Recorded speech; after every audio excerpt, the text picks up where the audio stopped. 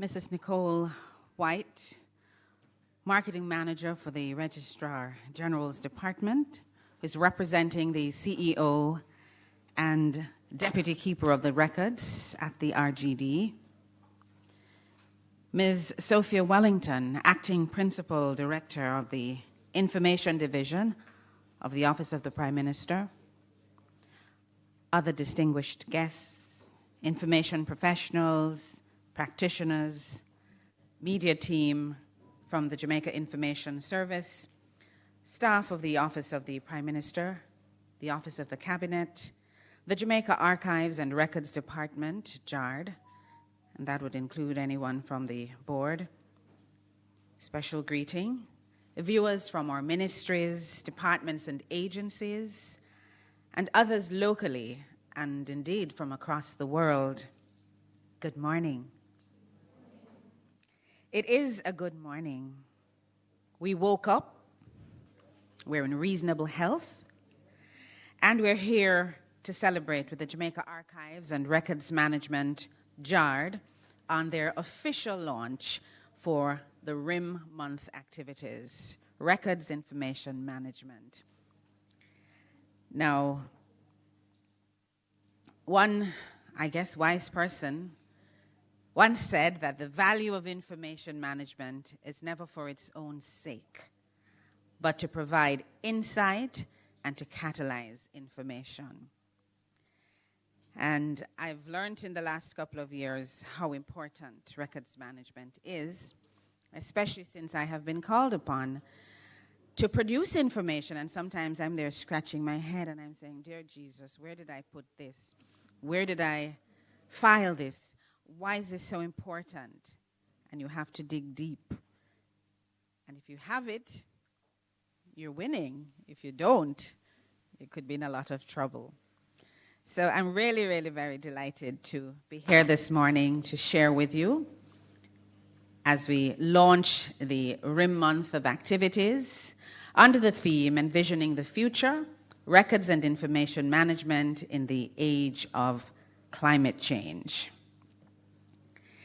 Ladies and gentlemen, I not only want to welcome you, but I do believe we have a very special guest among us as well in the person of Dr. Paul Hector, who you will hear much about later and you will hear from later. So please, let me have a round of applause for our special keynote speaker this morning. And may I invite us to be upstanding.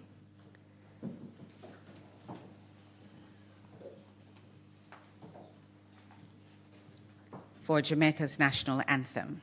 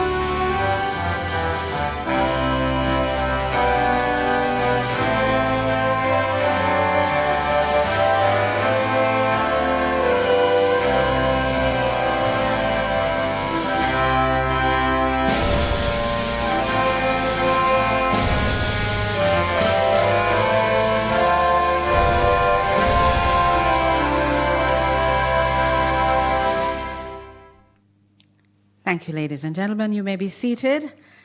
And now that we have made you feel welcome, I hope, and we have said our prayer in the form of our national anthem, may I invite Mrs. Alicia Litchmore to the lectern. She's the Acting Senior Archivist, Government Records Center, Jamaica Archives and Records Department. We simply say JARD. Please put your hands together as she comes with opening remarks.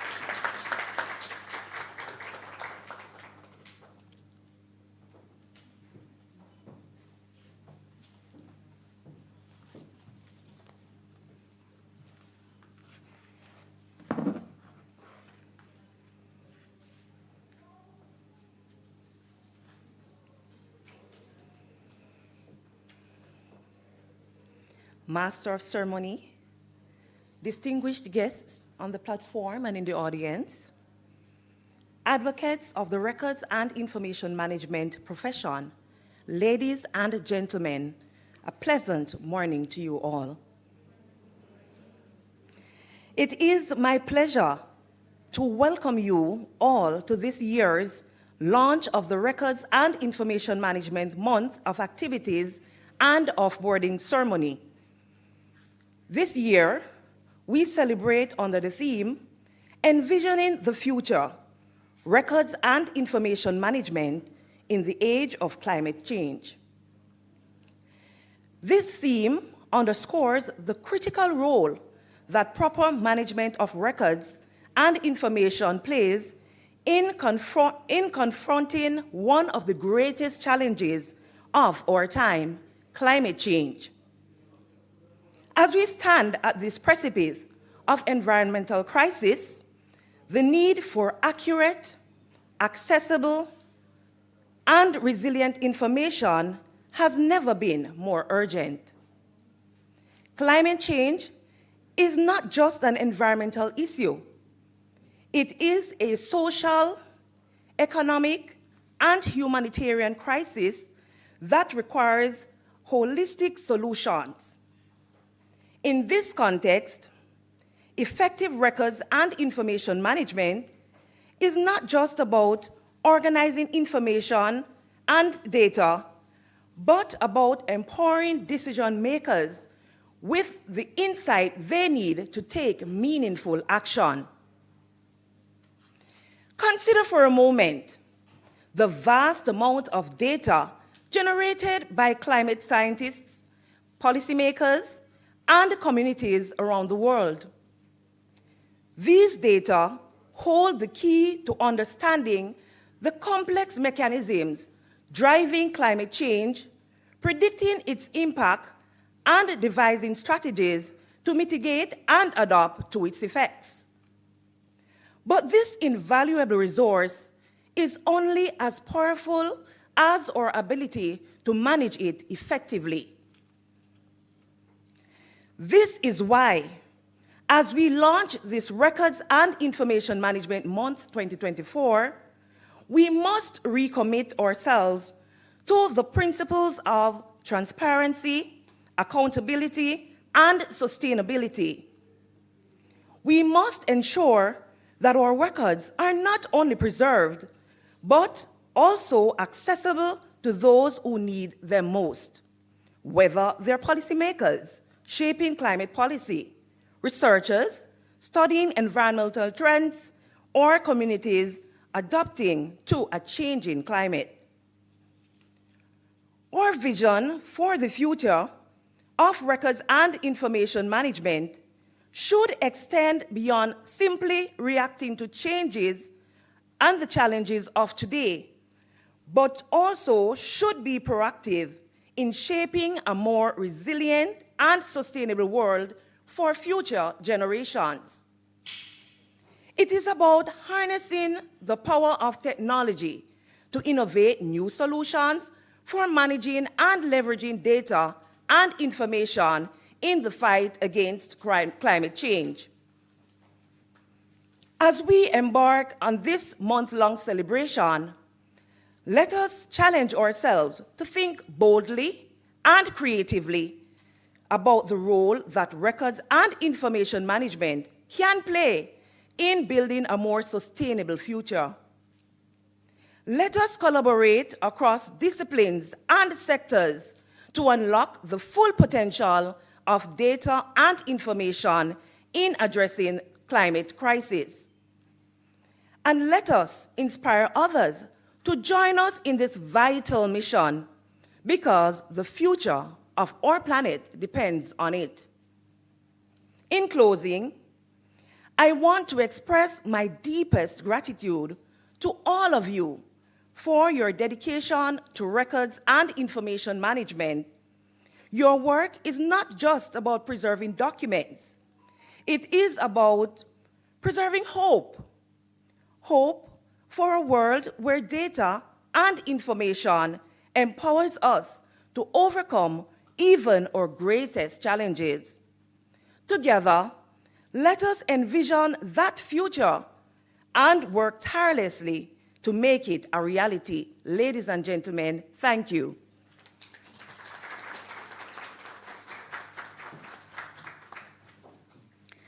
And thank you very much, Mrs. Litchmore. Some food for thought, yes. Important role in managing information for climate change. And we hear your call to recommit to transparency, accountability, sustainability. And we also agree that we must indeed harness the technologies that are available to us so that we can continue the fight. Thank you so much for those remarks. And now we have greetings and the opening declaration of the official launch for RIM Month 2024.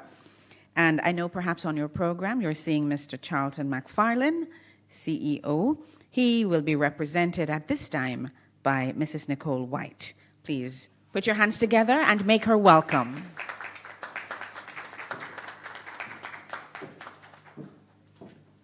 Thank you and good morning. As we embark on the journey of celebrating Records Information Management Month, I am filled with immense pride and gratitude for the invaluable work that each of you contributes to the organization, the Jamaica Archives and Records Department. Record management is not just a routine aspect of operations, it is the cornerstone of preserving our history, safeguarding our identity as a people, and guiding our future development.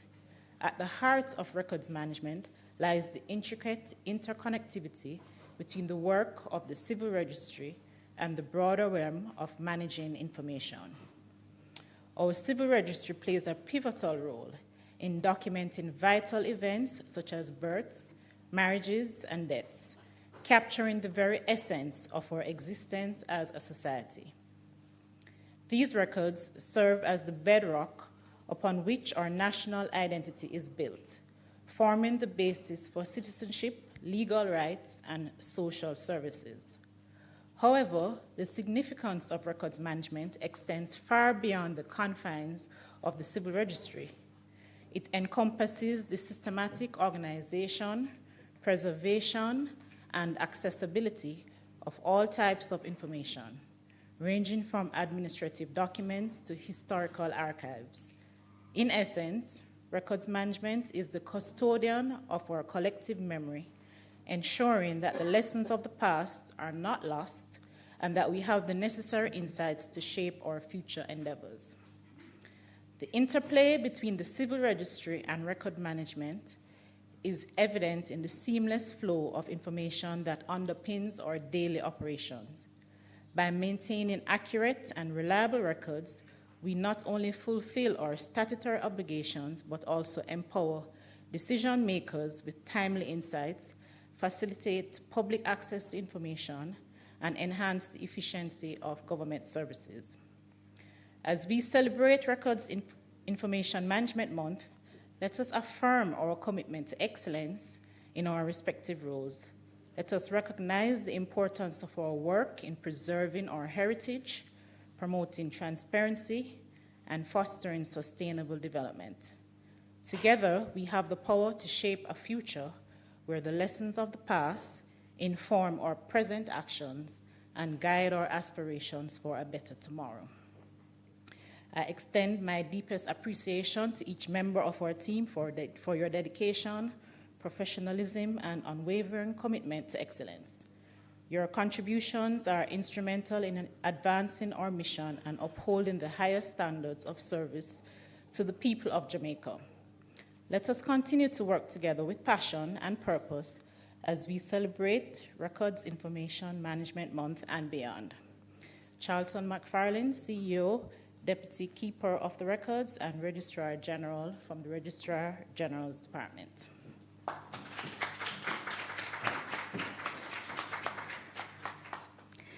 Thank you so much, Mrs. White. And with that opening declaration and official launch of the RIM Month activities for 2024, I think it is quite fitting that we make a little bit of noise, don't it? I just love that phrase, the cornerstone of safeguarding our history.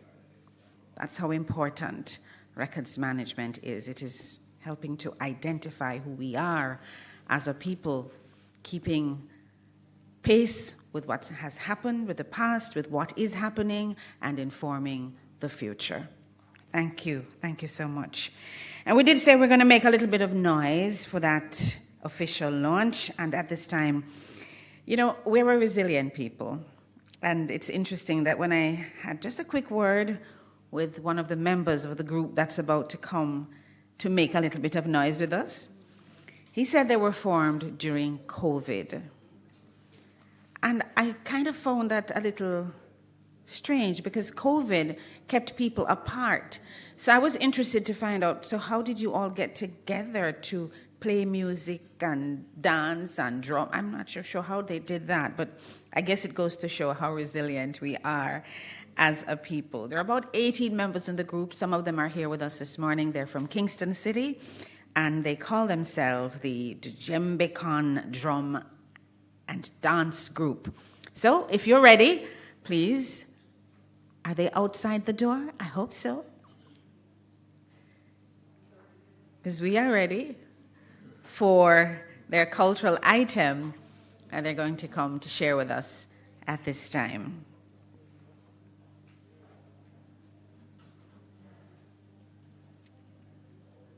Are they with us? Incidentally, the name Jamaica, yes, it means the calling of the drums. And you may know of the djembe drum, yes?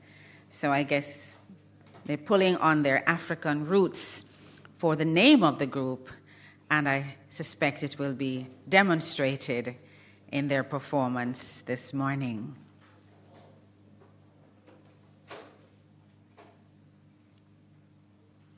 Let me know if they're ready for us. All right.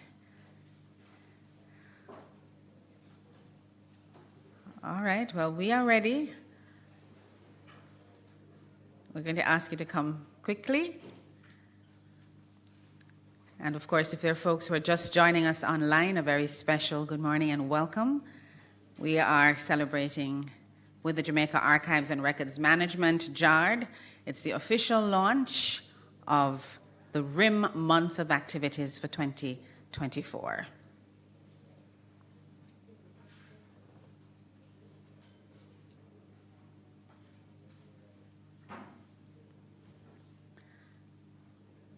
Let's go.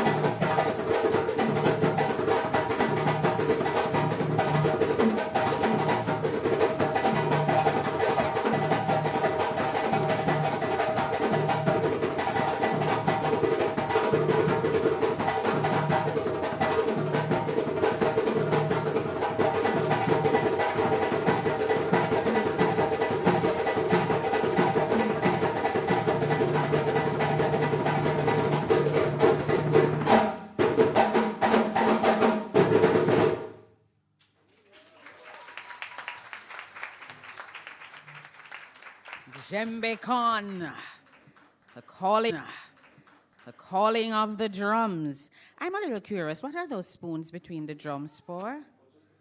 Oh, just to hold it? Okay, okay. I was just checking. I was like, okay. Thank you so much. May I have another round of applause for Djembe Khan. And now, ladies and gentlemen, we go into our off-boarding ceremony, that segment of the program where we wean, so to speak, some of our partners who have been part of the program and who continue to be. They're now able to go off on their own. To do the background and Records and Information Management Program, to tell us about that in the off-boarding process, is Ms. Sophia Wellington, Acting Principal Director, Information Division in the Office of the Prime Minister. May I have a round of applause for her, please?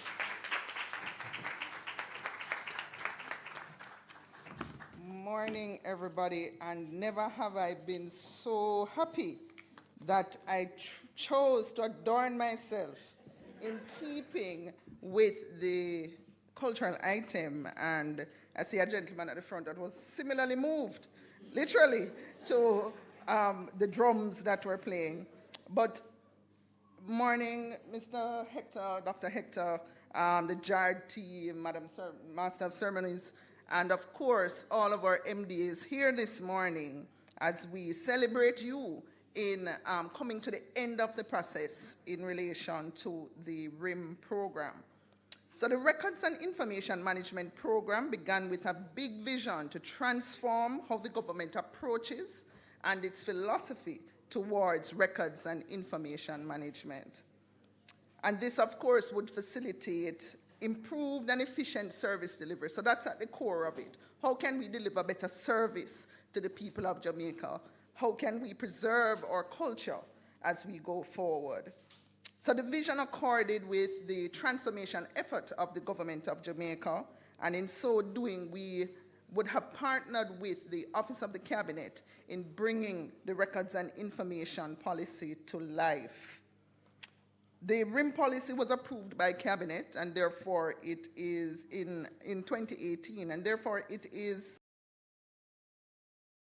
entities to pursue the edict of the Cabinet and the ethos of Records and Information Management. This is with a view to facilitating the seamless data exchange among government entities and, of course, our business partners as they require information from our institutions.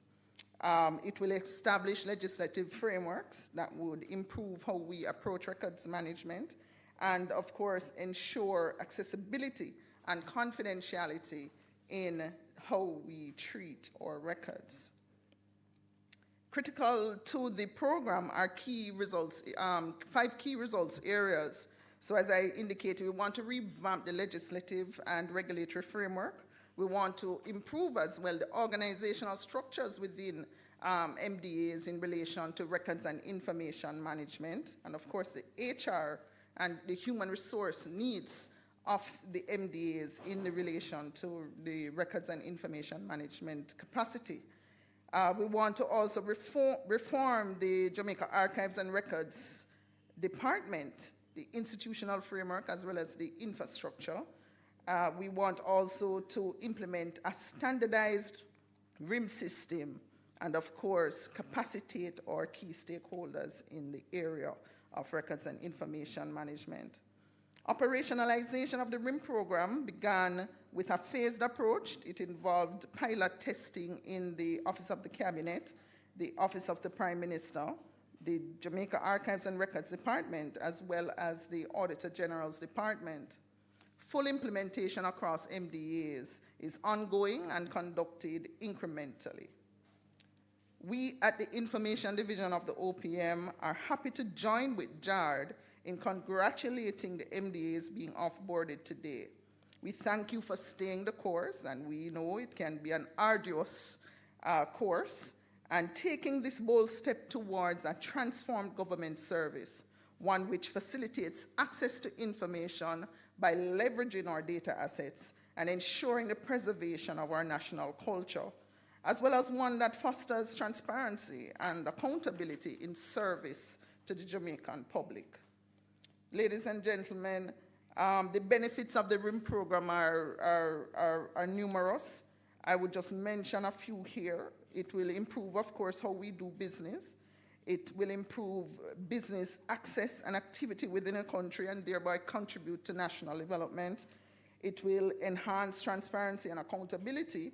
But one of the key things that we may not see records management as contributing to is how we actually manage our operational and management risk. The records that we keep are critical to the sustenance of any entity. The benefits of the RIM program also extend to integrating communication. And as I believe it was Ms. Litchmore that mentioned, the assimilation of technology in terms of now how we assist persons to access our services in a digital way. And of course, that would lead to our creation or our enhancement of the digital society. So there's little left for me to say now, other than we thank you for being a part of the program, and we look forward to your continued effort in relation to records and information management. Thank you.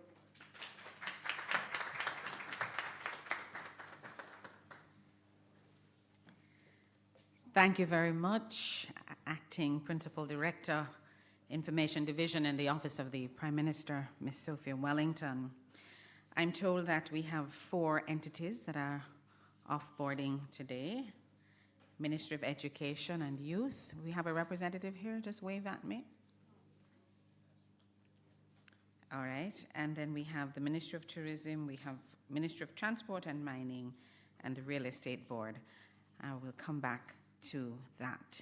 Right now, we have a testimonial. It's always good to hear from the users and those persons who have to carry out the task of operationalizing all of these frameworks that I know the RIM provides. And so Mrs. Demisha Marsh, who is a Supervisor, Records and Information Management at the Real Estate Board of Jamaica, I believe she's with us this morning. Yes, she's in the back. She's waving at me. Please come forward to share with us your testimonial. You know, they say the proof of the pudding is in the eating, and you have been eating. So come and tell us how it tastes.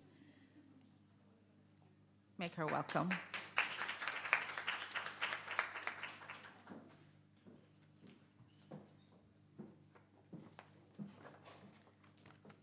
Good morning, all. Thank you so very much for your welcome. I hope everybody is doing okay. All right, so on behalf of my CEO, Mr. Philip Chambers, and the Real Estate Board, Commission of Strata Corporations, I must say that I am totally thrilled to have experienced this journey of implementing records information management in the Real Estate Board.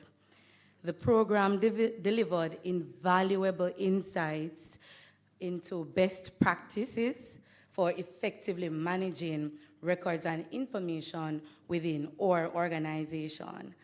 The expertise and support offered by the analysts at the Jamaica Archives and Records Department was extremely exemplary. Throughout the implementation process, they provided knowledgeable guidance, ensuring smooth progress at each activity stage, and that was crucial. I extend my heartfelt thanks to our analyst, Charnel Hall. She was assigned to us, she supported us, and additionally, I must say thanks to analyst Kimberly Blackwin. Even though she was not assigned to us, she really assisted us, where she could. when it came on to calling about file management and, the plan, getting the plan up, how it is that, this aspect of it works, how it is that, we actually ensure that, all areas of the organization is able to understand the plan and be able to utilize the plan. I was able to call on her. Didn't know her, she doesn't know me, but I was able to call and she was able to assist throughout. I must say a great appreciation to Mrs. Joan Brown O'Connor. Also wasn't assigned to our entity, but she unwaveringly was ready to assist, to give us all the information that we needed to execute this implementation project. And I must say, I am so happy for the opportunity I had to work with her. We started this project a little coming out of COVID, sometime in 2021. And so we couldn't meet, face to face. And I must say, the numerous Zoom call, Mrs. O'Connor, she didn't back down any at all from the daytime calls and even nighttime calls. I was always at the JARD analyst, for the assistance, because I know how important it was for the organization to actually implement records and information management. And so I couldn't come here and not express, my gratitude for those long days and nights. And I know they had their entities to take care of, but they did spare the efforts. And you have gems at JARD, treasure them, right? When it comes on to the organization and the benefit from this program, our organization now has the tools and strategies to streamline our records and information management process and to also ensure compliance as it relates to ISO standards. That's very important. And so, as we go forward, we're now looking towards digitization. I heard the previous speaker mention that. And we're looking forward to that, having it streamlined to the point of digitizing our records. So no matter where we go, where government is concerned, the records are easily accessible. That is very important. And now we're telecommuting, working from home, it's a new day. And so, we started this program, I think, at the right time. And so lastly, I'll say I strongly encourage all departments and agencies that are not yet with the program, have not yet commenced implementation, to commence it, because it is crucial and you will reap the benefits from this. It will make it so much easier in your organization to know what exists and where they are, very important. And so I would like, for those other agencies and departments to really get on board promptly where this records RIM implementation program is concerned. It will really increase or enhance the records management capabilities within your organization. So it was a pleasure working with all of you. As I said, days and nights, it was a true pleasure. And as we go on, I hope that, the program will move from strength to strength, and we will have the entire ministries, departments, agencies within this island of Jamaica on board so that we can have more or better efficiency and effectiveness where our records and information management is concerned. Thank you.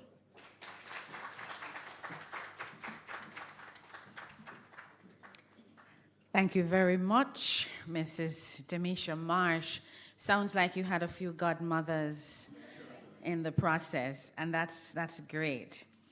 Nothing like a satisfied customer who is able to share their experience and get others on board.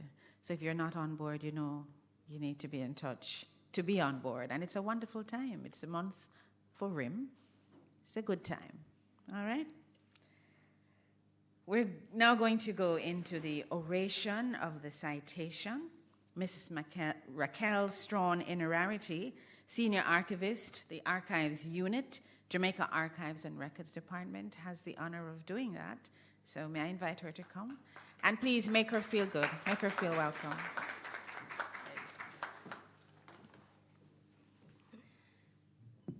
Master of Ceremonies, Mrs. Marlene Stevenson-Daly, Advisor for Communications and Information, UNESCO Cluster Office for the Caribbean, Dr. Paul Hector, Acting Principal Director of the Information Division, Miss Sophia Wellington, representing the CEO and Deputy Keeper of the Records, Mrs. Nicole White, staff of the Office of the Prime Minister, Office of the Cabinet, the Jamaica Archives and Records Department, special invited guests, ladies and gentlemen, good morning.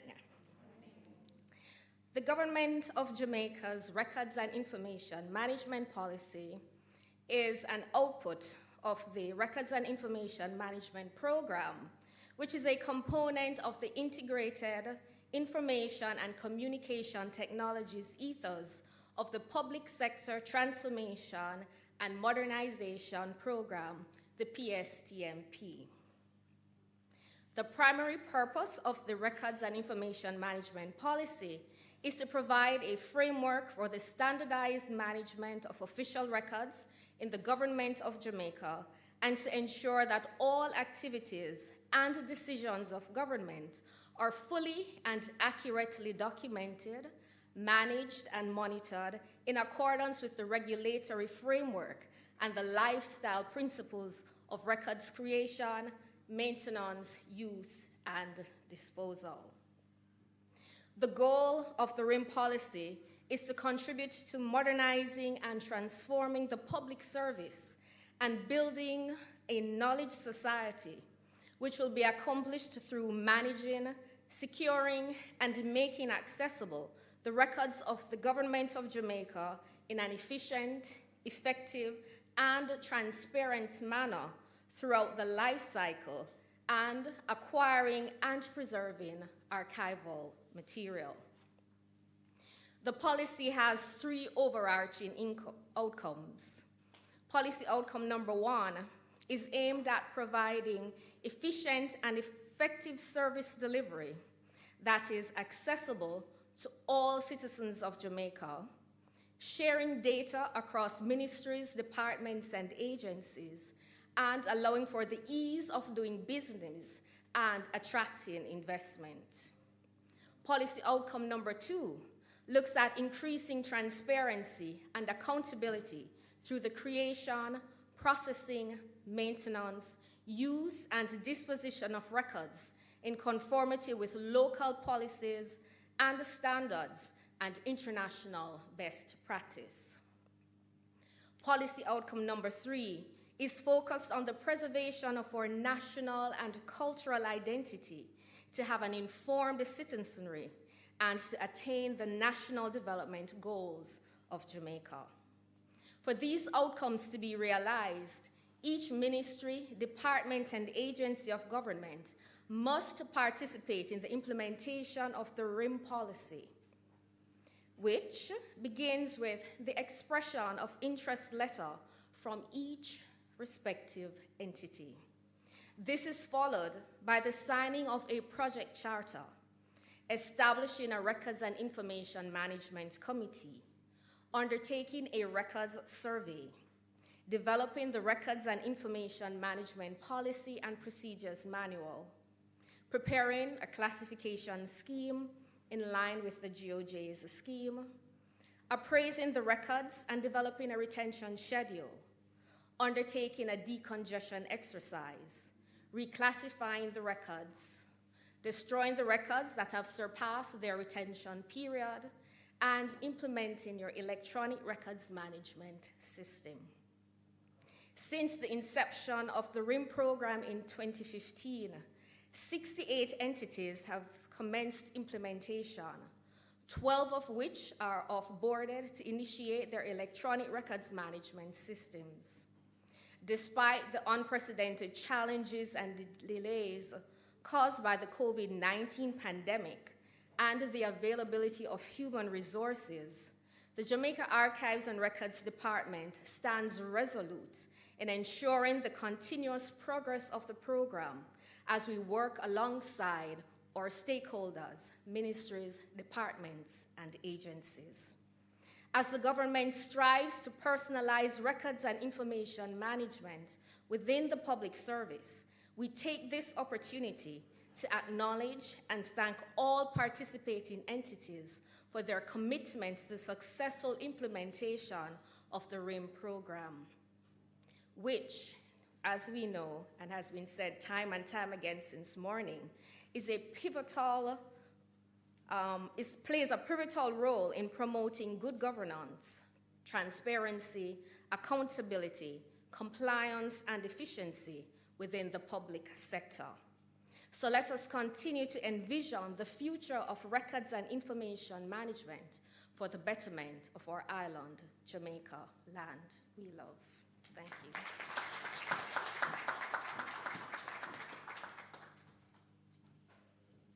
Thank you, thank you, thank you.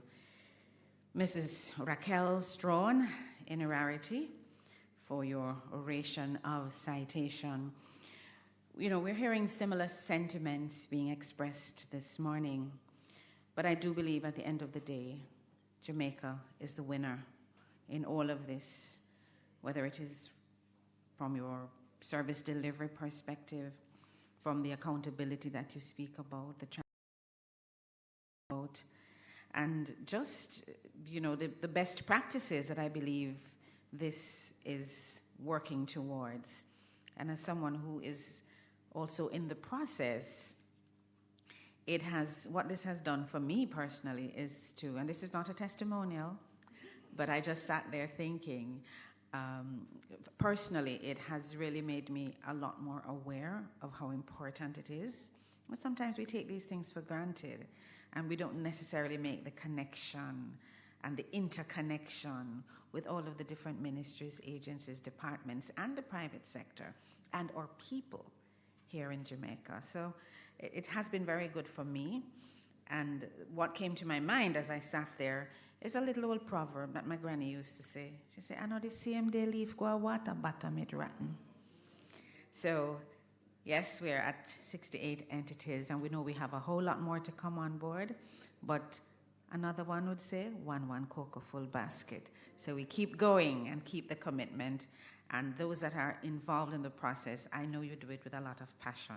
You have to be passionate, because I've had Lord, this thing difficult, man, it's tedious. Why I must keep this one for 5 years and keep that record for 7, and why I can't dispose of it? No one. It is tedious, so I salute you. Hats off. It's now time for the issuance of the certificates of achievement and plaques. And earlier on I mentioned a few entities that would be offboarding. May I invite Mrs. Princess Gordon Comack, Senior Archivist in the Audiovisual Unit of JARD, to come at this time to do this particular activity. Please put your hands together for her as she comes.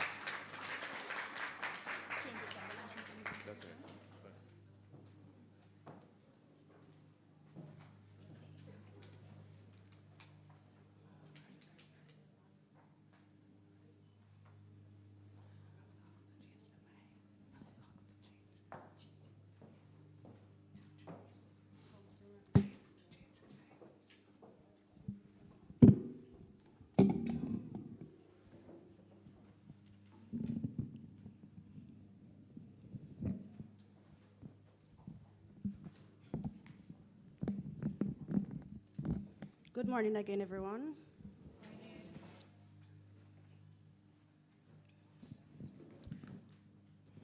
So we are at the point where we will be identifying or acknowledging or congratulating, rather, those entities that would have been at the task.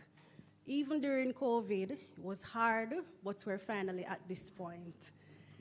So my first entity that I would like to call up is the Real Estate Board, which will be represented by Mrs. Demisha Marsh and their CEO, Mr. Philip Chambers.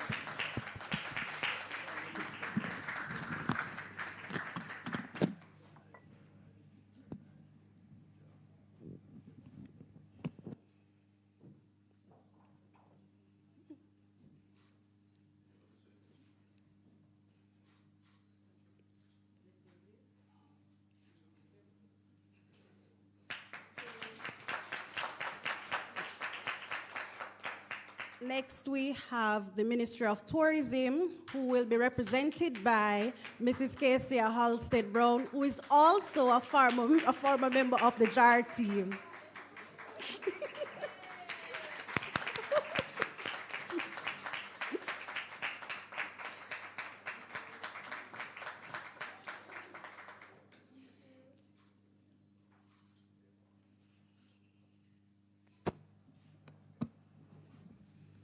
And we have Ms. Rose Thomas, who was the Director of Documentation at the Ministry of Transport and Mining during the implementation period. But now she's the documentation and it's the She is the DIAS, Director of Documentation, Information and Access Services at the Ministry of Science, Energy and Technology and Transport.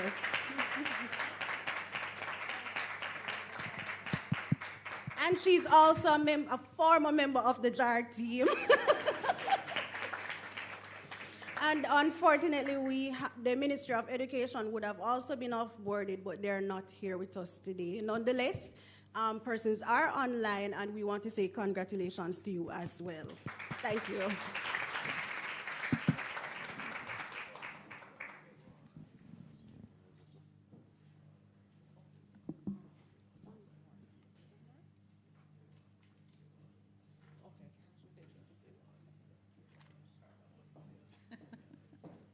Okay, thank you so much. And congratulations again to all the entities who are being off-boarded this morning. Ministry of Education and Youth, Ministry of Transport and Mining, Ministry of Tourism, and of course the Real Estate Board. And you heard from them earlier on, their own experience. So give them another round of applause. And now we're going to call the drums again. Yes, to come and speak to us through the language of the drums. The Jamaica Drum and Dance Group, are they ready for us?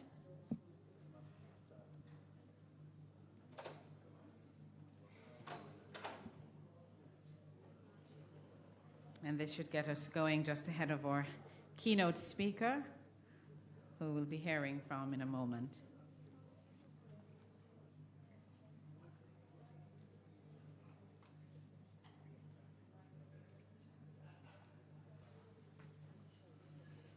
Are they ready? We are ready. Yes? And those entities that have received their plaques, please do not disappear too soon after, because we would like to have a group photo for posterity. It's part of the records, not true? Yes, we want to look back in another couple of years and say, okay, this group and that entity made it to this stage, and look at them now, you know, look at where they are. It's an ingenious way of keeping 3 drums together by just using a spoon.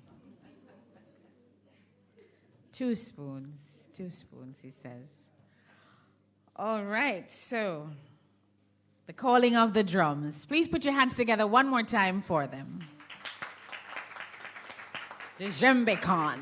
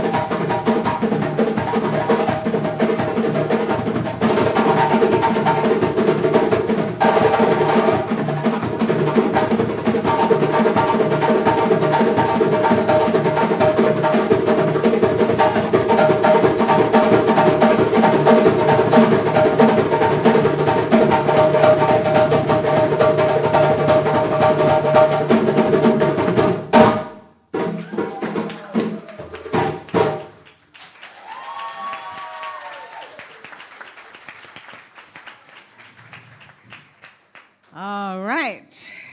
That got us moving a little bit. Yes, and I wonder if I could do some of those moves, huh? Not so sure, not now.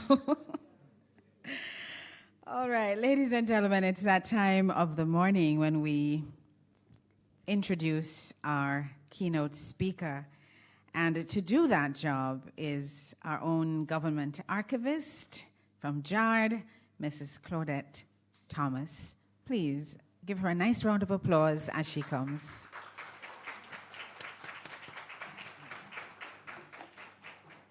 Thank you. Masters of Ceremony, Mrs. Marlene Stevenson Daly, Miss Sophia Wellington, Acting Principal Director of the Information Division of the Office of the Prime Minister, Miss Nicole White, Marketing and Planning Manager of the RGD, and Dr. Maria Smith. Dr. Maria Smith is program manager at the UNESCO office and here to support Dr. Paul Hector. We also have other distinguished guests here. I noticed there is a representative from the Cabinet Office who gave us support some time before, Miss McKeena McLennan. We also have other distinguished guests from the University of the West Indies, UTEC, and other individuals, viewers from the ministries, departments, and agencies, local viewers, and international viewers. I greet you warmly. Good morning. Now, I am going to share with you the blurb from a book which says, Yes, You Can. 5 steps to being a more effective CEO of your life. It states, each day, billions of white-collar workers around the world leverage cutting-edge tools, technologies, and processes to help their institution achieve success by developing and implementing strategies, operational and tactical plans. Yet many of these workers overlook the vast potential of their corporate knowledge to overcome their own struggles and transform their personal lives. That sounds interesting, ain't it? I'm just giving you a little peek into that person who wrote this text or book. Yes, You Can. It was a book written by a mindset and performance coach where you and I can be shown how to apply business principles and processes in your life to catalyze your success in every aspect of your life. Do you guess to whom I speak or of whom I speak? The author, none other than Dr. Paul Jeffrey Cuthbert Hector. He has many names, and he comes to us with many experience, years of experience. Now, Dr. Paul Hector is the advisor for communication and information in UNESCO's office for the Caribbean, the cluster office for the Caribbean, and he has over 20 years worth of UNESCO career experience. So he is a career personnel within the United Nations, but he works mainly with governments across 4 continents. I like that life. That sounds very interesting. In Africa, Latin America and the Caribbean, Asia, Pacific, and the Middle East. He does so by supporting project initiatives and policy actions through research, the design and implementation of policies, strategies, and action plans. Mainly, he promotes access to information and knowledge for development and to overcome related inequalities, particularly on the digital network. Plainly put, he has had the task to support government in addressing information and knowledge divides linked to issues of gender, language, literacy, and small island state issues, disabilities. Now, Dr. Hector, we are told, joined UNESCO through the competitive Young Professional Program since 2000. And he's also an alumnus of the J. Williams Fulbright Fellowship and the U.S. Department International Visitors Leadership Program. I know we have had a number of librarians who also participated in a similar program. But Dr. Hector did not start out there. You consider a civil engineer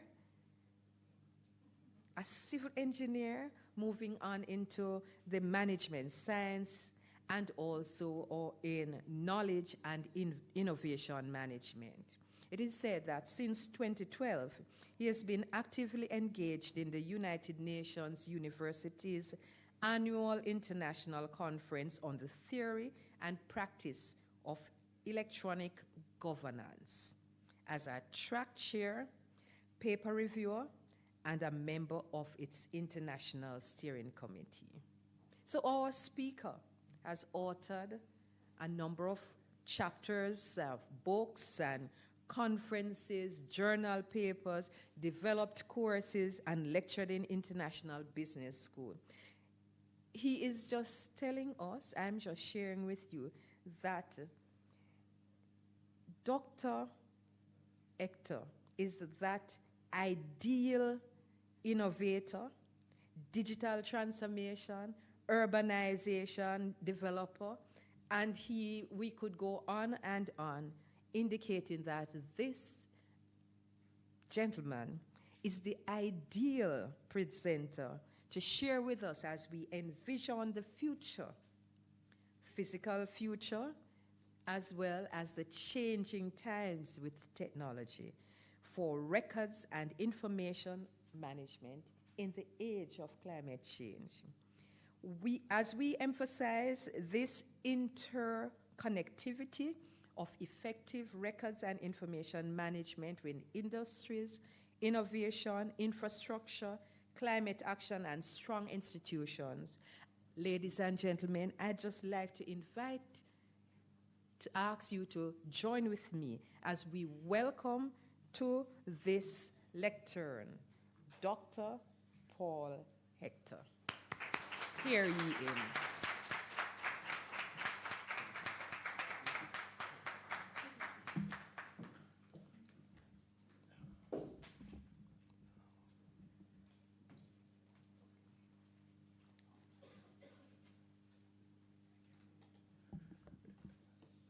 Thank you very much, Mrs. Thomas, for this very warm and humbling welcome.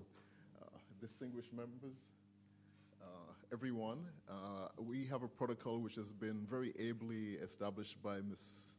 Thomas, so I will, without any further delay, move into my remarks. I must say that I feel very privileged to be here today. This is a very important event Of course, the opening of RIM Month, also a time when you're offboarding persons who have successfully completed the very, I'm sure, rigorous training in records and information management. So it's really a glorious opportunity to be here, but also a fun time to be here, as we've seen so ably demonstrated by our cultural performers. So congratulations to all of those who have graduated, and I encourage others to follow in their footsteps.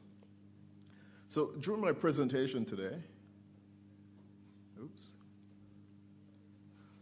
I'd like to talk with you about a number of things. Climate change, as we've heard, this is one of the existential crises which is facing the whole world, and particularly those of us who happen to be living in small island developing states. So I want to touch on some of the projections so we can really bring home the importance of climate change and being aware of it. Next, of course, I want to look at what are some of the implications of climate change for RIM institutions and for RIM professionals, so we can, of course, be better prepared. And of course, since we're taking a future orientation, I also want to share with us some of the tools and methodologies that can help us prepare for this future. As we know, no one knows what the future holds. It's uncertain. But there are various processes that can really help us in navigating more successfully. And then, of course, I want to touch on some of the other challenges that are happening. Demographic changes, technological changes, and of course, climate-induced changes, which will of course impact the work that we're doing. And then of course, close with some suggestions about things that you might wish to do, and also share with you some of the resources that UNESCO puts at the disposal of its member states. So first, I'd like to talk a bit about the Paris Agreement, because this is very fundamental to understanding and contextualizing this whole phenomenon. Now, as you know, the Paris Agreement, it's really a legally binding document which has been adopted by 196 countries. Imagine that. This took place in December 2015 in Paris, hence the name, during the COP21 conference. Now, the aim of this agreement is to limit global warming to well below 2 degrees Celsius, with an aim, of course, to keep this a bit lower at actually 1.5 degrees Celsius. And for us, I think it's very important to note that even at a level of 1.5 degrees Celsius, the impacts of climate change really threaten the well-being, the future, the lives of those of us who are living here in small island developing states.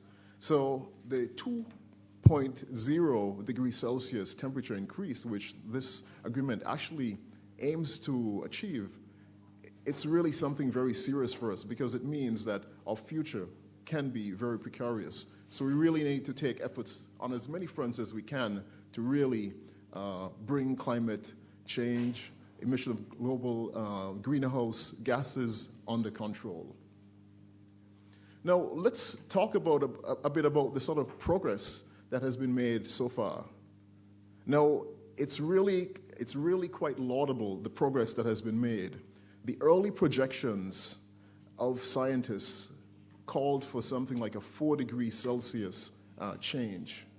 4 degrees Celsius increase above pre-industrial levels of warming. Currently, based on the huge efforts that have been taken, we're now looking at forecasts somewhere in the region of 2.1 to 2.8 degrees Celsius. But as I said, even at 1.5, it's a very, very serious consequence for those of us in small island developing states. So while we, of course, must be encouraged by the progress, there's really a lot more homework to be done. And fortunately, as RIM professionals, we actually there are things that we can do. So, as I've said, this is really a key issue for us. And I want to touch on 4 of the sort of big impacts that we can foresee, and also talk about how they impact RIM operations.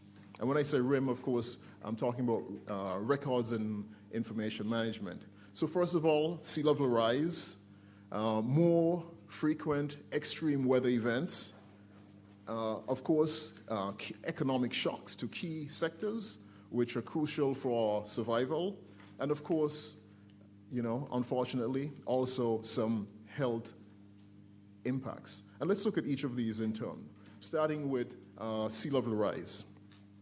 Now, according to the IPCC, which is the International Panel on Climate Change, 1 billion persons in coastal areas are expected to be impacted by climate change. And of course, as I said, all Caribbean SIDS are vulnerable, but our brothers and sisters who live in very low-lying countries like, for example, Anguilla, the Bahamas, the Cayman Islands, and Guyana, they are really, at the forefront of this risk. Now, as we can imagine, of course, sea level rise is something which can flood the coastal areas. It can cause disruption to business activities. And many of our islands, we depend on our aquifers, the fresh water below the ground. And of course, sea level rise, it means that this valuable resource, it's something which is going to be threatened. And of course, if we all need fresh water. So this again is really serious for us. If we look at the Caribbean, again, based on our landscape, our historical settlement patterns, all of our capitals, which are the key economic drivers of our economies, and also the places with the most dense populations, these are all in coastal areas. And if we think about our RIM institutions, our libraries, our archives, our museums, these all can be found in capitals. And if we think about, what does the sea level rise do? So sea level rise, the salt water coming up through the soil, this is something which can really undermine the foundations of buildings. So without you even noticing it. And so, of course, this can put at risk the institutions which have been entrusted with safeguarding the records. Many of these records, hundreds of years old, and also everyday records which we need for regular life. So let's move on to a next one. More frequent extreme weather events. Now, last year, there were 20 named storms in the Atlantic. And last year, this was considered to be the fourth most active hurricane season. This year, due to El Nino and continued warming, projections are for a 50% increase in extreme weather activity during the hurricane season. So, these aren't things which are, just theoretical. And of course, more frequent weather disruptions, of course, this means disruptions to our RIM institutions. And if we think about it, we already operate in situations where there is scarcity often of funds. So when we need to divert resources to emergencies, it means that we have less resources available for the everyday activities. So let's think about economic vulnerability. In Jamaica, just like in many other Caribbean countries, tourism, agriculture, these are among the huge breadwinners of the countries. And unfortunately, these are also two industries which are very susceptible to the impacts of climate change. So, this damage, also predisposes us. So, for example, if we think about coastal erosion, the destruction of reefs, this is something which then makes it easier for even greater damage, even greater loss of, fishing grounds, the coast, etc., to occur. And again, of course, if we're looking at, again, having to deploy scarce resources away from our day-to-day activities, this is really, really quite challenging. Let's talk about health. Health is also another area which is being impacted. And one of the things that we're seeing already, people speak about it anecdotally, and there's also scientific research which supports it.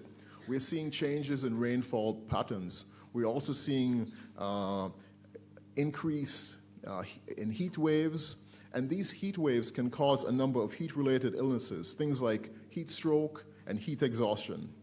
We're also seeing changes in the patterns of certain vectors, insects, things like mosquitoes. We hear about, for example, upticks in the prevalence of dengue. We hear about things like chikungunya. We hear about Zika. Again, all of these can be traced back to climate change. And it's not only on the physical level. Think about it. I mean, having to deal with the threat of these events, the uncertainty, the impact on your life, the impact, the uncertainty around your children's futures, the threat of these frequent storms, this is also something that can cause mental health issues, depression. We hear about the PTSD, and these are things which are very real. And of course, adverse health, it can also lead to a decline in the productivity of our workforce. So again, really, really, really disturbing, really quite concerning. At the same time, there is really hope. There are some silver linings, and I want to assure you that you as RIM professionals, you can really play a role in helping to address these challenges, both in terms of what's called mitigation and also adaptations. We've heard already the importance of access to reliable, timely public data and information. This enables our decision makers to really prepare for the future, to allocate resources where they can be most effectively used. And that is something which you as RIM professionals make possible. RIM professionals also play a very big role in terms of supporting the Sustainable Development Goals, in particular Sustainable Development Goal number 9, which deals with innovation, Sustainable Goal number 13, which deals with climate change, and Sustainable Goal 16, which looks at strengthening public institutions. So let's look first at Sustainable Goal number 9. So as we all know, RIM institutions, we're repositories of knowledge, knowledge which is relevant to industry, to innovation, and also in infrastructure. You help to capture the life cycle of technological processes. You do a very, very important job in terms of documenting failures and also successes, which really help us to inform our future actions, future research. And of course, sharing information linked to the green economy and green technologies. When we consider SDG number 13, here you have really a key role, and this is something which I'll talk a bit more about. The Paris Agreement also requires governments to keep information about their climate mitigation plans. And so, of course, here, RIM institutions, you're really on the front line of documenting, raising public awareness, and also supporting the sharing of good practices. And then when it comes to SDG 16, we heard already the importance of RIM organizations in terms of ensuring transparency, ensuring accountability, and here again, this is also another role in which you contribute. Now, let's talk about the future, things that we can do. So, Malcolm X said, the future belongs to those who prepare for it today. And I think that is something which is very potent, it's very important, it's something that we need to reflect on and also act on. So if you want to navigate in the present and prepare for the future, there are a number of interdisciplinary tools out there that we can use to examine the various ecosystems in which we live. I'm sure you've heard about things like strategic foresight, future studies, and these are some methods which we can really apply. And I'm going to talk about a little bit about some of these tools and some of these techniques. So here you can see on the screen just a few of some foresight tools and methodologies which can be used to address problems of various types over different time horizons, short-term, medium-term. Some of them are very simple. Others require a bit more statistical analysis. What I'd like to do is take you through 3 of these types of techniques, which I think you can apply in your organizations. So the first 2 are what are known as SWOTs and, of course, PESTEL. So I think these are very well-known frameworks. SWOT is the strengths, weaknesses, opportunities. In terms of strengths and weaknesses, these are internally focused, where you look into your own organization, you ask, what are the things that we're good at, and what are the things that we can improve on? And then the opportunities and threats, this is more sort of an external looking, where you say, outside, what are the new trends, what are the new opportunities where, as RIM institutions, we can really maybe dominate, do more, and also what are some of the threats to our survival?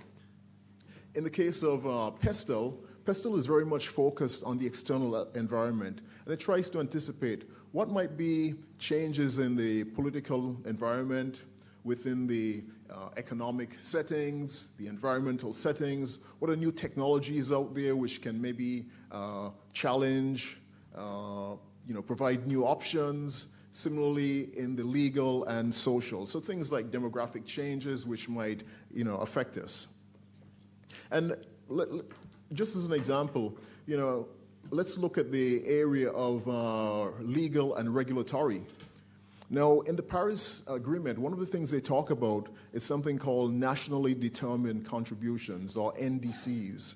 And these NDCs, they're simply just agreements adopted at the national level, which set out the commitments of each country in terms of the actions that they're going to take to address climate change, so the adaptation and mitigation programs. And of course, as you can imagine, we've heard already, you have something like 68 different organizations which have been onboarded.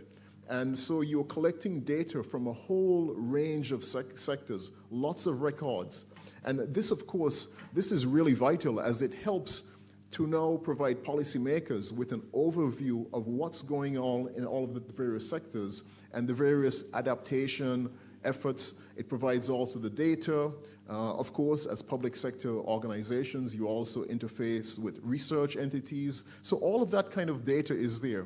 And by having these records, then it's possible for you to not only see where you are right now, or rather help the policymakers to understand where they are right now, but also to make plans and projections and move forward. So again, really, really key. And also under the international agreements, these are reports which must be made every 5 years. I talk now about another one. It's called the Futures Wheel. As you know, everything that you do, every change has some other impact. And that impact often impacts something else. And so the Futures Wheel, it's a way of looking at various problem situations and then trying to understand what could be the first order, the second order impacts of these things. And I show you here, quite, how this can be done. So for example, as I said, we're now moving into a period where we have more extreme weather. So for example, one of the impacts that we can have, for example, let's say there's a Category 4 hurricane. How could this impact us? For example, this might cause challenges in terms of infrastructural damage. We can have collections threatened. And so, of course, we need to take actions. So sometimes short-term actions might involve putting more resources out, doing things like digitization, which in turn may cause certain short-time shortages in terms of the resources that are available. So if we start earlier in terms of anticipating these types of challenges, developing risk plans, doing maintenance, etc., this type of exercise helps us to understand what are the actions that we can take now for potential challenges in the future. And the last resource I'd like to talk about, it's something called the Gartner Hype Cycle. So the Gartner hype cycle, it looks complicated, but it's actually quite simple.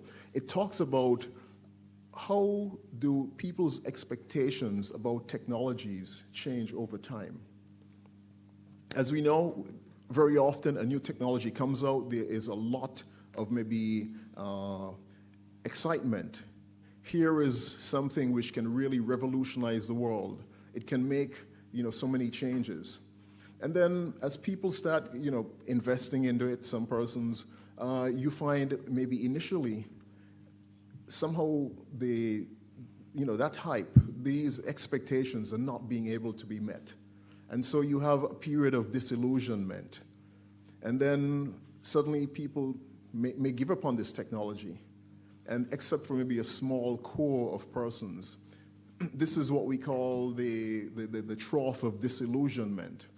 And then as people persist using these technologies, suddenly they start understanding, oh, well, here are the actual places where this technology could actually be useful. We start seeing use cases which are more practical. And people start being able to replicate the successes that other persons have had. And so we go through this phase where now this technology has become it's understood, its limitations are also known, and so we can use it more productively to enhance the operations of our organization. And this becomes very important for decision makers, because if you can understand where a particular technology lies, then you can avoid the sort of risk of perhaps investing too early, and making sure that your investment comes at a time when it is really supported by good practices and solid understanding of that particular technology. So let's talk about some of these forthcoming technological, demographical, and also climate-induced changes. And let's start, first of all, with the technological trends. We all know we're in the age of big data. Every day, in fact, as you can see here, this is from 2023, and this graphic tries to illustrate what happens within 60 seconds on the internet. Now, can you imagine 241 million emails being exchanged in 60 seconds? 18.8 million text messages. Now, I looked at the national, RIM policy, and one of the things I saw, it's, emails, these are also considered to be official documents. All of these communications. We also are looking at video messages. How do we capture all of these things? Well, fortunately, we have tools like AI. So with artificial intelligence, it is possible for you to, upload these files. You can then convert the audio to text, and this can help you to manage it a bit better, and you can even do some data mining. But what this shows is that we're living in an environment where new technologies are appearing. And how many of you here know WordPerfect? WordPerfect.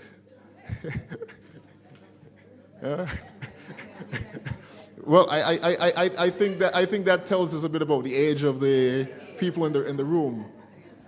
Unfortunately, one of the things that happens as new technologies emerge, technologies disappear. And, unfortunately, sometimes what happens is that no one is around to provide support for those technologies. And so what this means then is that records that you have spent a lot of time to develop, you suddenly can't access them. So these are some of the types of technological changes that we have to think about. Today we are moving into 3D. We hear about things like GIS, Geographical Information Services. We're now even hearing people talk about like the metaverse, where Zoom was a revolution for many persons. But now think about the metaverse, where we can somehow be interacting and we can have meetings, almost like the way we are. I mean, how do we store this type of data? And we're talking about much, much larger amounts of data. We're talking about data on the cloud. And with this, of course, Here in Jamaica, 1st of December, the Data Protection Act came into force. So there are privacy considerations, there are legal ramifications for all of these things.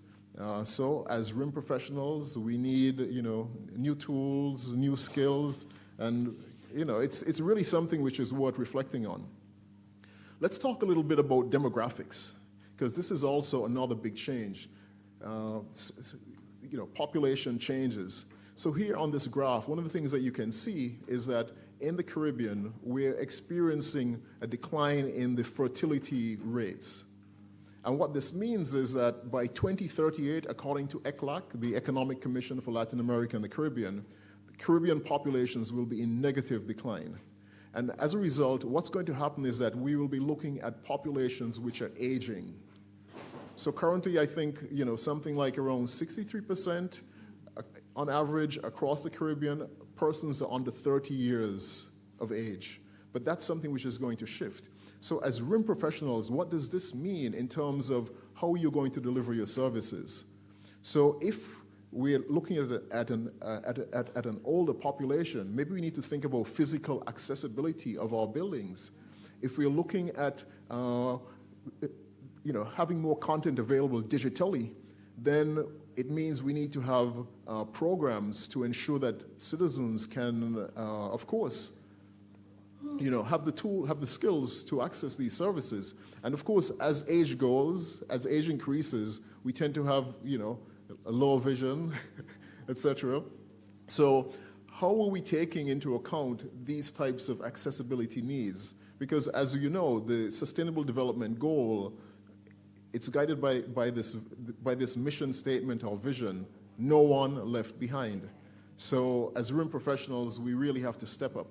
So this is one of the challenges, as you can see. And of course, as the public population goes down and we shift to a greater age, it means then also less resources, less public revenue, because now you have maybe more people taking pensions than working.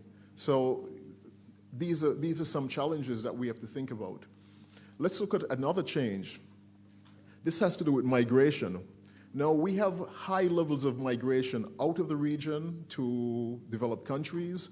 One of the things that they're projecting is that we will be seeing in the future more inter-Caribbean migration. We can already see some of this. We have, for example, from Hispanophone countries, Francophone countries, people moving here. Now, what does this mean for our RIM policies? If we are now having to get records from people in other countries, so for example, if we think about naming conventions, so if we look at Hispanics, for example, they have a very different last naming convention than we do in English. So if we have more people, then how do our records, how do we take this sort of cultural diversity into account? So, really something to think about. And for example, if we have people from other islands who move here, how do we make sure that we can integrate maybe, let's say, their social security or other types of information with the systems that we have here? Is there some equivalency in terms of maybe driver's licenses? Are the formats the same? Perhaps we may, as RIM professionals, need to think about having greater inter-regional dialogue, cooperation, standardization. There's a lot of standardization taking place, of course, at the international level, but again, we talk about things like CARICOM and so on. These are really important structures that we have to think about. And the final thing that I will touch on in terms of trends, so climate, again, the Paris Agreement, it talks about mitigation efforts and adaptation efforts. What can we do to, for example, reduce our carbon footprints? Of course, it's true that here in the small island developing states, we're not such big producers, but as we heard before, 1 cocoa. Exactly. So, and as I've shown, we really are on the forefront, and we are facing the brunt of a lot of these challenges. So it's really in our interest to do whatever we can to reduce our carbon footprint. And of course, adaptation. It's not, this is one of those slow-moving effects. You take an action today, but the result, you won't see it for some time. It's a bit like education. You start, you invest, and sometimes we see the outcome, a bit further down. So we have to, so even when we take action, we're not going to stop the harmful impacts of climate change. So we have to act and act now. So in terms of what we can do as, my apologies for this small print. So what are some of the things that we can do as RIM professionals? First of all, we need to enhance our knowledge about climate change, the Paris Agreement, and all of these other national, regional, and international frameworks, which have various record keeping and official submissions, because that is part of what we need to do in terms of supporting our policymakers. We also need to, as I said, use tools like strategic foresight to gain insights, to inform our strategic planning. We need to do things like conducting risk analyses, risk assessments of our operations, looking at things like, do we have business continuity plans in place? Have we thought about the different types of hazards and how these hazards could impact our operations? Of course, as we've seen, there is really a huge need for new skills. So we also have, as individuals, to commit ourselves to improving, training, updating, refreshing, and also as organizations. And we don't have to wait for the paid courses. There are lots of free resources which are available. And, we're truly in the age of lifelong learning. I've mentioned, at the side, that the challenge of cost, access to revenues, to the impacts of budgets. So we need to be also very strategic in terms of trying to understand what types of business models, are we operating on, and also looking into issues like partnerships. What roles can partnerships play in terms of maybe giving us access to other types of resources, sharing resources, and also not only partnerships within governments, but also partnerships with other sectors, private sector, with universities, and also regionally. So these are really things to think about. Again, as I said, greenhouse gas emissions, it's something which is everybody's business. So within our operations, what can we do to reduce our carbon footprint? So it's important to do these types of audits, analyses, and very often the public cuts they're biggest for the entities which are the ones which are least visible. So as RIM institutions who really play a very big role in helping the nation to move forward and to advance, what can we do to help the public recognize our importance? What can we do in terms of customer service experience so that when people come to us, they actually look forward to coming to us because they know that, it's going to be an efficient process. I don't need to bring, the same document, multiple times to multiple places. How can we, show that, we're really good stewards of the public's, resources, and how can we build trust and confidence and enthusiasm? How can we get more young people to say, I want to be a RIM professional when I grow up? Are we going into schools? Are we there at the, what do you call that day? Exactly, Careers Day. Are we there to say, how exciting this is? Are we sharing testimonials? What are we doing on social media to make our work interesting, engaging, informative, and even entertaining? So all of those are things that can be done. And again, of course, as I said, where there's unity, there's strength. If you want to go fast, go alone. If you want to go far, go together. We have institutes like CABICA, Accuril, UNESCO Memory of the World. How can we ensure that we're all part of these things? And in closing, I just want to share with you a few of the programs that we have. You can see here we have our Memory of the World program. This program is focused mainly on the archival types of collections. But again, by getting out, for example, documents that you have, maybe it's a letter from Marcus Garvey, maybe it's a letter from another national hero, Bob Marley, and then perhaps somehow getting this out into the public space. And even better still, I heard, the Ministry of Education, it's one of your partners. How can we get some of this material into collections? How can we use also the different opportunities that multimedia provides for helping us to reimagine and to re-see a lot of these cultural artifacts and really excite and really, make learning much more fun. So a lot of integration across various sectors. You can see in the bottom right, software is fragile. UNESCO has a program, it's called the Software Heritage Program, and this program basically seeks to ensure that different types of software can be supported not only during their commercial life, but beyond, so that, of course, that problem that many may face with technologies like WordPerfect, or persons who have floppy disks, which, these types of challenges can be addressed. Very colorful, you see something called our Futures Literacies Lab Playbook.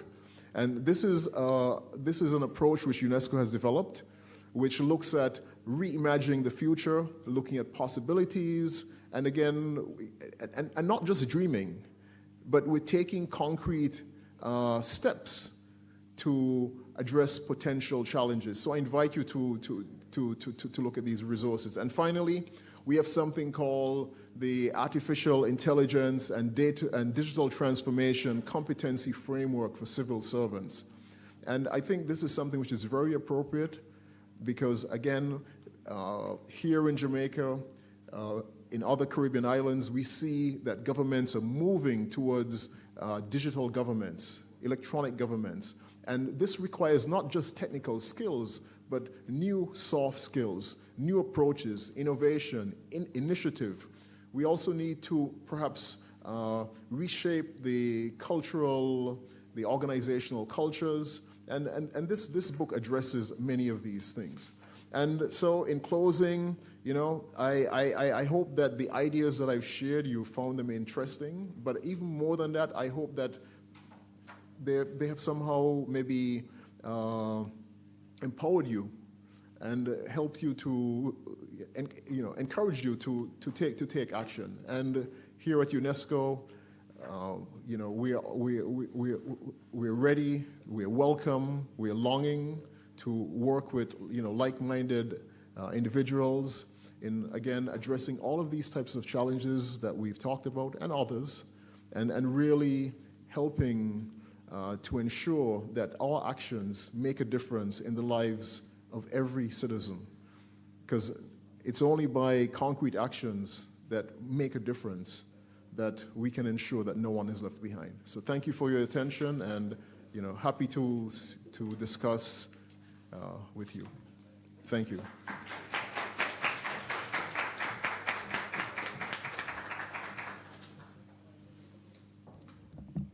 Thank you so much, Dr. Paul Hector, for such a wide-ranging discourse, and you have given us, I believe, a lot to think about. We're going to open the floor for questions, and I know you're very happy to to field those questions. But one of the things that you actually went through as we put our questions together has to do with what the folks in the room, the folks who are online, what we can do to make a difference as RIM professionals. And I think you gave us quite a bit there. in terms of just our knowledge enhancement. You know, they say knowledge is power, information is power. So that is something that we can all work on, increasing our knowledge and familiarizing ourselves, for example, with the Paris Agreement that you referred to. Managing our carbon footprint, how can we do that as individuals? And doing the risk analysis that is always going to give us answers to the question, what if? What if? And quite a bit presented to us as well in terms of the foresight for strategic planning methodology that you spoke about, assessing our risks and developing plans and also testing, very important. Another area that struck me was the business of innovating business models that will suit us in our own context here in Jamaica and certainly in the region. And of course, partnerships and sustainability, partnerships for sustainability. How can we work together, not just in the public sector, but also in the private sector, with the private sector and other social groups in our communities? Staff upskilling. I like to think that most of us in the room would see ourselves as lifelong learners. And so you're learning something new every day, and you're trying to test out these new things that you learn, and also to share the information, because that is equally important. So staff upskilling, identifying emission reduction practices, and raising awareness. And what we're doing here today is part of how we are raising the awareness of our people on the importance of records and information management. And of course, I have a career day, which is around the corner, so I'm going to throw that out to Jard, if you would like to join me in Treasure Beach. It's a little way away because it's on the south coast, but truth be told, we will be having youngsters from maybe about 20 schools within the parish of St. Elizabeth and Manchester. So I'm throwing that out at this time. And Huey is also... Yes. All right. So, talk to me after, and we can see if we can collaborate as we talk about partnerships to sharing this information. And it is within your month of activities as well. And we will have youngsters between 4th and 6th form who will be sharing with us. And it's an opportunity for you to share what it is you do and why it's so important. And then, of course, strengthening engagement with professional bodies.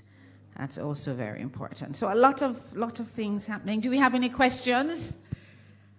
A lot of information came out. Any questions, ladies, gentlemen? One in the back, yes? From the real estate board. The microphone will be passed around. Good afternoon. As it relates to the list of 10 that you had on the board. Oh, sure. Good afternoon again. As it relates to the list of 10 that you had on the board, can you provide us with that list of 10 that you'd like us to think about? All right, thank you. Okay. Any other questions? One in the back to my right. Hi, good morning, everyone. Not really a question, but a comment. Just to say, Dr. Hector, thank you so much for your presentation. I'm a librarian, so kind of a part of the RIM field, and I don't think that we place ourselves enough in the whole realm of climate literacy and climate action. And so I was really kind of inspired by the presentation today. The whole area of strategic foresight, like you said, is an area that I hadn't necessarily aligned with being able to be agile enough in this kind of perilous era we're in. So I'll certainly be touching base, because climate literacy, climate action, I really do think that we have a role that we can play in that. Thank you so much. We have another question here? No? I have a question. I'm going to ask it. You mentioned one of the challenges being accessibility needs as far as our demographics, are concerned. And so my question is, how do we get to the older? What suggestions do you have for getting to the more mature age group?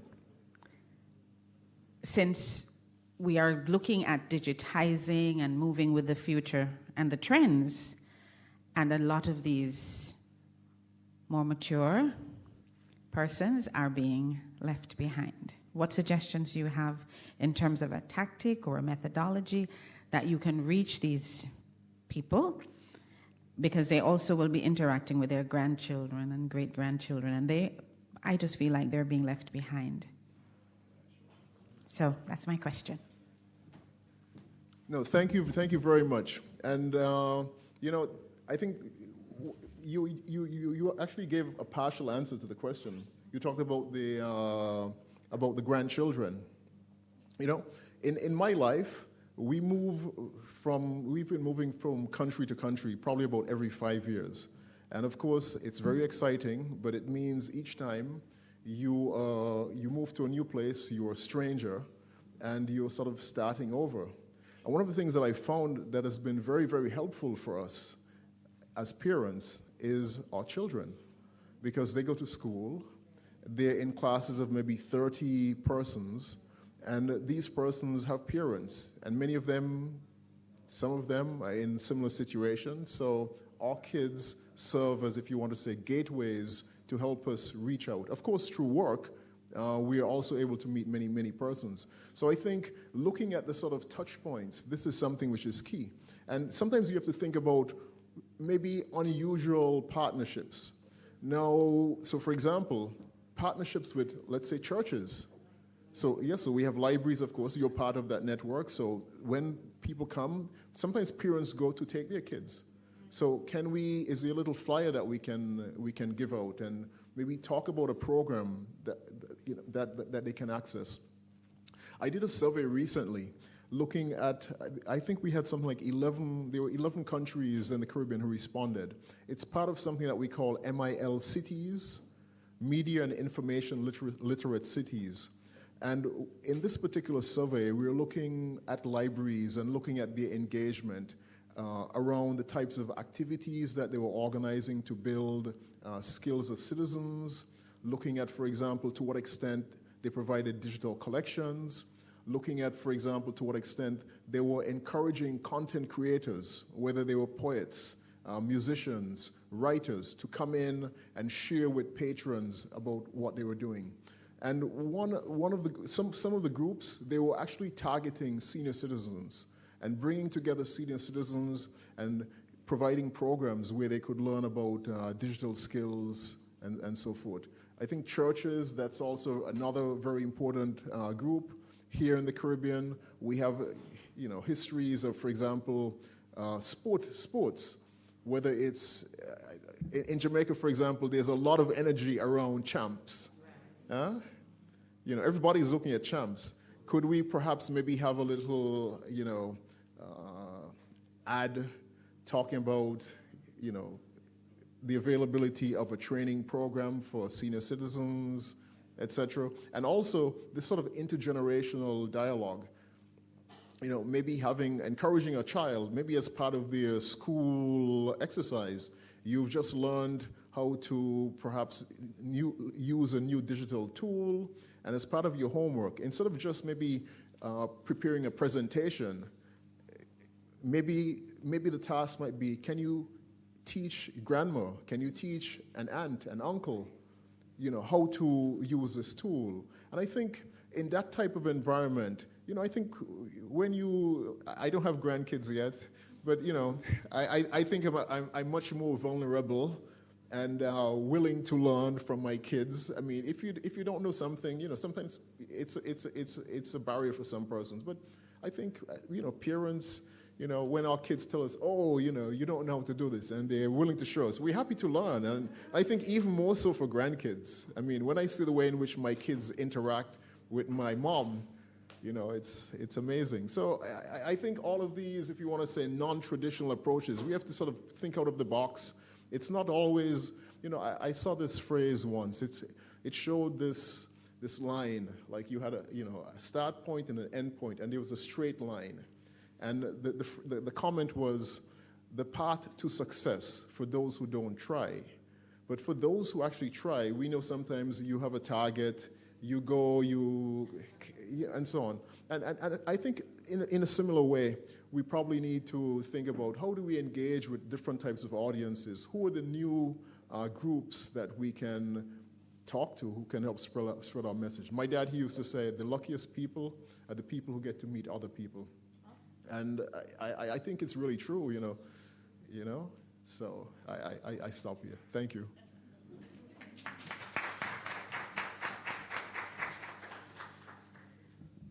Thank you so much, Dr. Hector.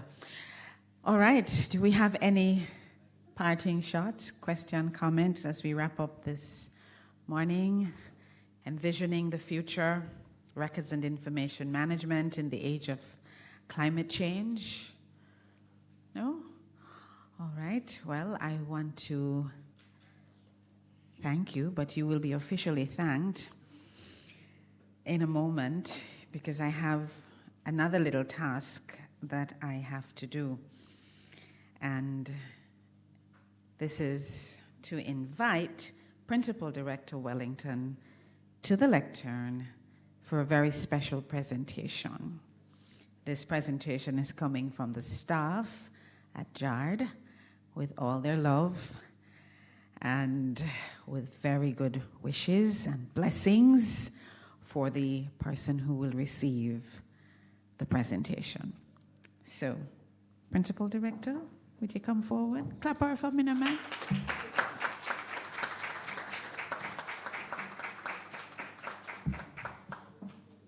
Ms. Thomas.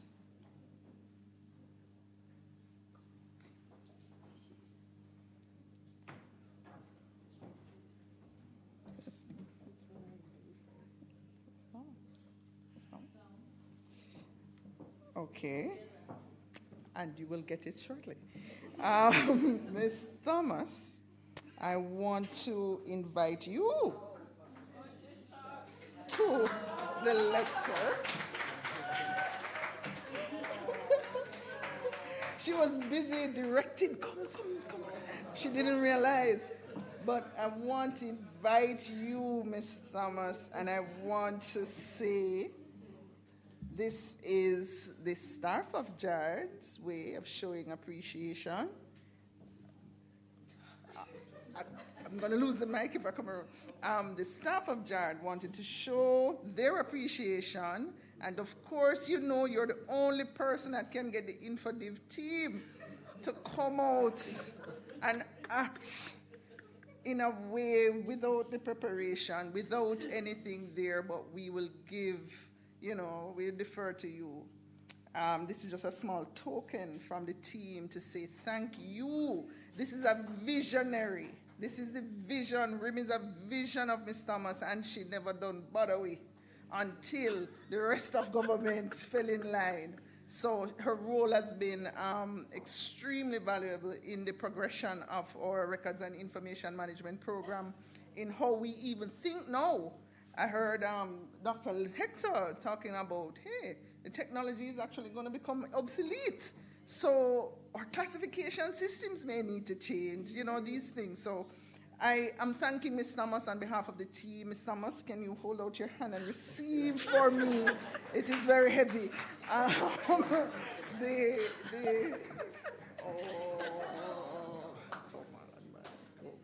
want a good picture. But thank you. And we, of course, look forward to hearing from you and learning from you in the times to come.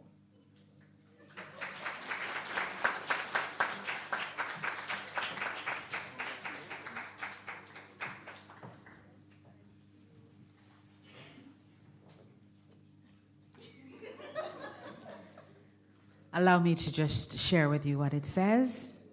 It says, Award of Appreciation. We hereby honor Claudette Thomas with this gift in recognition for your 15 years of unwavering service and unmatched dedication and contribution to the records and information management profession as government archivist. Thank you. April 2024.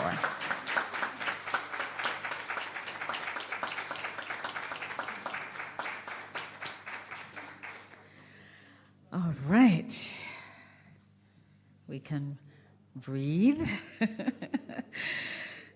An emotional moment there, but thank you so much. And that is coming from the staff at JARD, as you heard, with all their love and their blessings. And this, of course, you're probably looking on and saying, but she don't look like she's going anywhere. But this is against the background that in short order, she will be demitting office. All right? But we know she's not far. She's going to be just a phone call away. All right, and now to close this morning's into afternoon's presentation, allow me to invite Ms. Kimberly Blackwin, Records Management Analyst, Government Records Center, Jamaica Archives and Records Department, to come to the lectern with the task of moving the vote of thanks.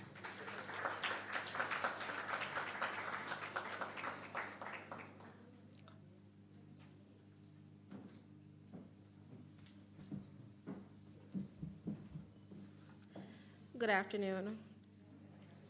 Distinguished guests, esteemed stakeholders, ladies and gentlemen, on behalf of Jamaica Archives and Records Department, we want to acknowledge and thank the Lord who is the head of our lives. We express our heartfelt thankfulness in his absence to the Honorable Robert Nesta Morgan, Member of Parliament and Minister without portfolio with responsibility for information in the office of the Prime Minister. Your leadership and advocacy for information have been fundamental in advancing our efforts in this field. We extend our sincere appreciation to Dr. Paul G.C.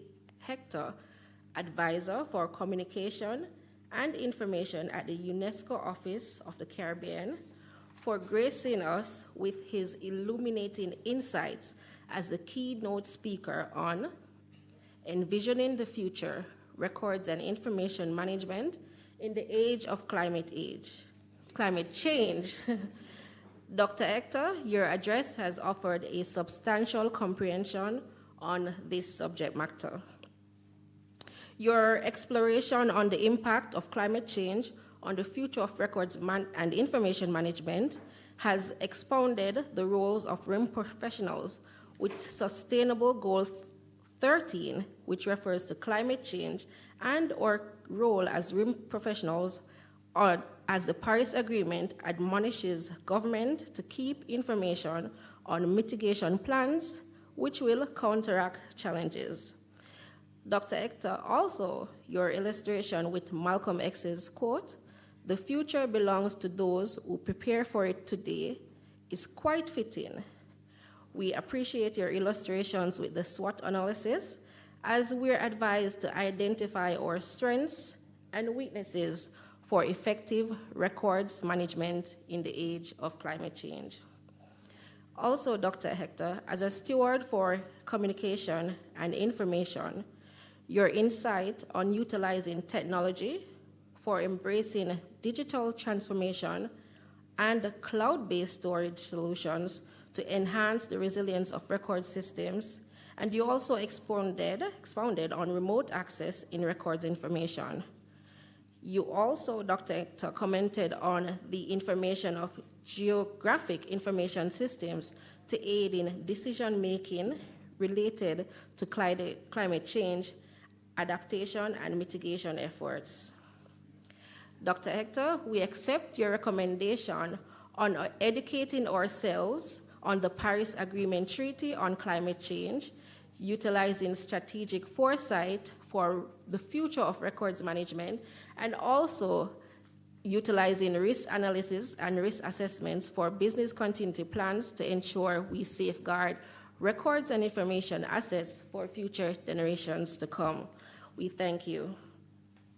Special acknowledgement goes to the Chief Technical Director in her absence, Mrs. Nicola Ann Brown Pinnock, and to the Principal Director, Ms. Sophia Wellington of the Information Division for their invaluable leadership and guidance. Their dedication, expertise, and commitment have been instrumental in steering our journey towards effective information governance. Our government archivist, Mrs. Claudette Thomas, we thank you for your leadership. Mrs. Nicola White, Marketing and Planning Manager from the Registrar's General Department, we thank you for your opening declaration. I express thankfulness to our esteemed Master of Ceremonies, Mrs. Marlene Stevenson Daly, for guiding us through this event with grace and eloquence. Dr. Maria Smith, Program Manager at the Jamaica National Commission for UNESCO Office, we're grateful for your support to Dr. Hector. Special recognition goes to the members of the Archives Advisory Committee for their invaluable guidance and support. I must say a thank you to the Jamaica Information Service, JIS. You're always ready to support us when we seek assistance. We extend cheers for the delightful entertainment, which added a touch of excitement to our event. We wish to express sincere thanks to the invaluable staff of the Jamaica Archives and Records Department, whose efforts truly drive the success of our activities. Thank you for your dedication and commitment to excellence. We also extend a sincere thanks to all stakeholders in the records and information management field. I extend wholehearted appreciation to each and every one of you for gracing us with your presence today at this occasion, the launch of our Records and Information Management Month celebration. As we embark on this celebration, let us reaffirm our commitment to excellence in records and information management. Once again, thank you to each and every one of you for your presence and contributions. Let us proceed with renewed vigor and determination towards a future of excellence in records and information management. Thank you.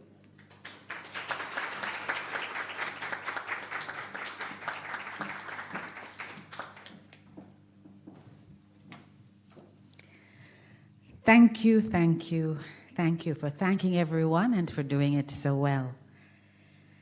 Now, I believe we're at the end of our program, but I will have to share some information with you.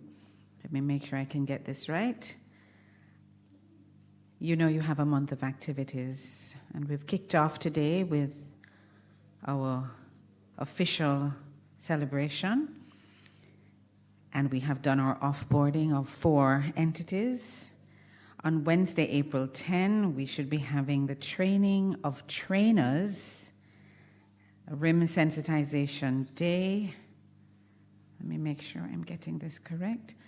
RIM sensitization day, empowering organizations by enhancing capacity for reliable vital records management.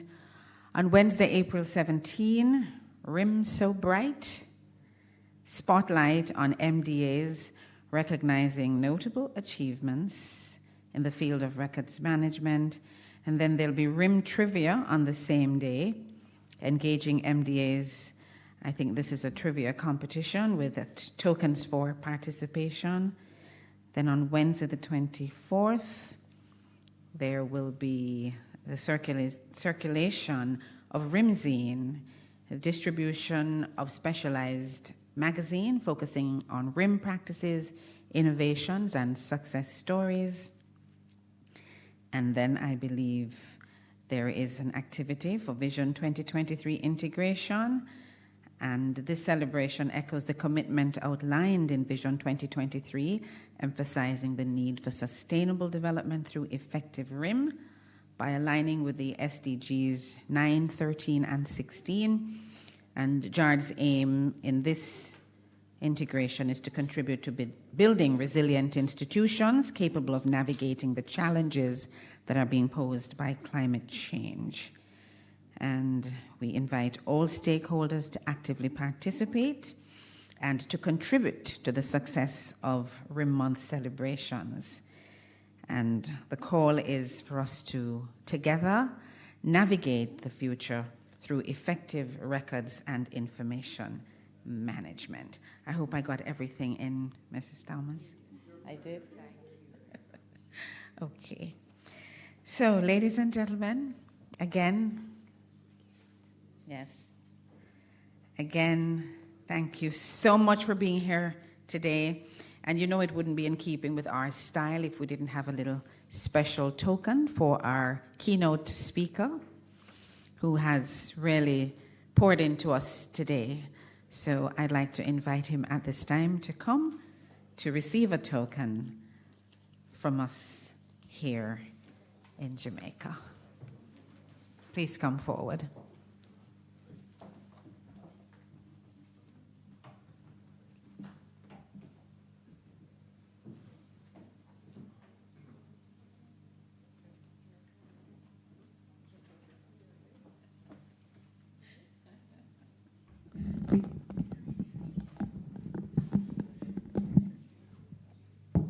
Well, Dr. Paul Hector, on behalf of the Jamaica Archives and Records Department and all information professionals here assembled today, we'd just like to share with you a little bit of Jamaica, and we are also sharing a little bit of JARD with you.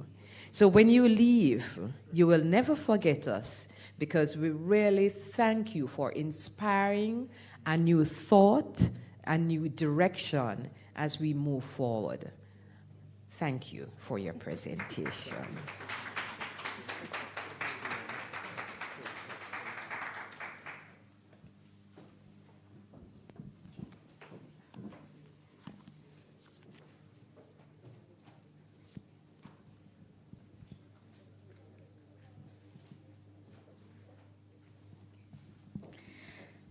Thank you very much, Mrs. Thomas. And thank you once again, Dr. Paul Hector, for your insightful presentation. You've given us a lot to think about, and I know it will bear fruit. I was told by the PD that I left off my career day, so that's on the 11th of April.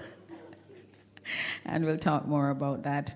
But thanks again, everyone, for coming. I know you've had a full morning, and I wish for you all that's good for the rest of the month in terms of your special activities that have been planned. And the Records and Information Management Month 2024 is, of course, a platform to inspire, to educate, and to empower individuals and organizations to harness the power of RIM in creating a sustainable and a resilient future. And of course, this is partly done by aligning with international development goals and reinforcing our own dedication to the promotion, innovation, combating climate change, and building strong institutions. I wish for you a wonderful day today, and I thank you for your time and your positive energy. God bless you. Go on out and have a fabulous month.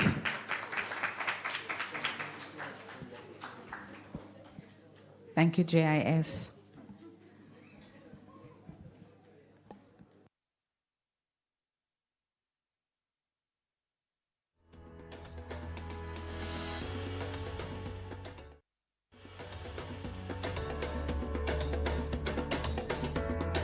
Please note, we do have refreshment